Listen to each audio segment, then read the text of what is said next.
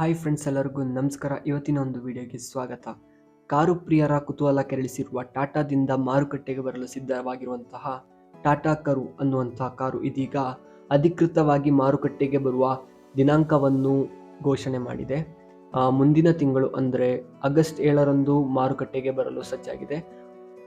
ಈ ಒಂದು ಕಾರಿನ ಕೆಲವೊಂದು ವಿಶೇಷತೆಗಳ ಬಗ್ಗೆ ತಿಳಿಯೋದಾದರೆ, ಮೊದಲಿಗೆ ಈ ಒಂದು ಕಾರ್ EVನಲ್ಲಿ ಬಿಡುಗಡೆಗೊಳ್ಳಲಿದೆ ಮತ್ತು ಪ್ರತಿ ಚಾರ್ಜಿಗೆ ಅಂದರೆ ಒಂದು ಸತಿ 100% ಚಾರ್ಜ್ ಮಾಡಿದ್ರೆ 450ರಿಂದ 500 ಕಿಲೋಮೀಟರ್ಗಳವರೆಗೆ ಮೈಲೇಜನ್ನು ಕೊಡುವಂಥ ಗಾಡಿ ಇದಾಗಿರುತ್ತೆ.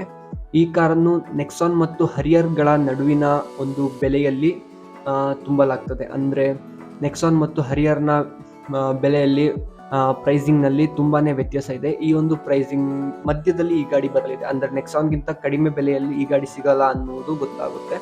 ಮತ್ತು ಸಫಾರಿ ಹರಿಯರ್ಗಿಂತನೂ ಹೆಚ್ಚಿನ ಬೆಲೆಯಲ್ಲಿ ಈ ಒಂದು ಗಾಡಿ ಸಿಗೋದಿಲ್ಲ. ಇನ್ನೊಂದು ವಿಶೇಷ ಎಂದರೆ ಟಾಟಾ ನೆಕ್ಸಾನ್ನಲ್ಲಿ ಇರುವಂಥ ಫ್ಯೂಚರ್ಗಿಂತನೂ ಹೆಚ್ಚಿನ ಒಂದು ಫ್ಯೂಚರ್ನ ಈ ಒಂದು ಟಾಟಾ ಕರುನಲ್ಲಿ ಅಳವಡಿಸಲಾಗಿದೆ.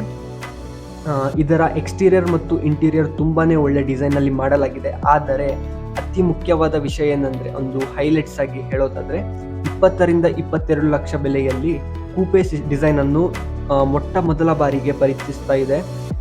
ಈ ಒಂದು ಡಿಸೈನ್ ಯಾವ ಒಂದು ಬ್ರ್ಯಾಂಡ್ನಲ್ಲೂ ಕೂಡ ಕೊಡೋಕ್ಕಾಗಿಲ್ಲ. ಯಾಕೆಂದರೆ ಈ ಒಂದು ಪ್ರೈಸಿಂಗಲ್ಲಿ ಈ ಒಂದು ಕೂಪೆ ಅನ್ನೋ ಒಂದು ಡಿಸೈನ್ ರೇರಲ್ಲಿ ನೀವು ನೋಡ್ಬೋದು. ರೇರಲ್ಲಿ ಒಂದು ಸ್ಲೋಪ್ ಡಿಸೈನ್ ಬರುತ್ತೆ. ಇದು ಹೆಚ್ಚು ಬೆಲೆ ಬಾಳುವ ಕಾರುಗಳಲ್ಲಿ ಮಾತ್ರ ಸಿಗ್ತಾ ಇತ್ತು. ಆದರೆ ಟಾಟಾ ಬಂದ್ಬಿಟ್ಟು 20ರಿಂದ 22 ಲಕ್ಷದ ಪ್ರೈಸ್ನ ಒಂದು ಗಾಡಿನಲ್ಲಿ ಈ ಒಂದು ಡಿಸೈನ್ ಸಿಗುವಂತೆ ಮಾಡಿದೆ. ಕಾರಿನ ಕಂಪ್ಲೀಟ್ ಆಗಿರುವಂಥ ಡೀಟೇಲ್ಸ್, ಅಂದರೆ ಈ ವಿಡಿಯೋದಲ್ಲಿ ನಿಮಗೆ ಕಂಪ್ಲೀಟ್ ಆಗಿ ಗಾಡಿಯ ಬಗ್ಗೆ ಡೀಟೇಲ್ಸನ್ನು ನಾನು ಹೇಳಿಲ್ಲ.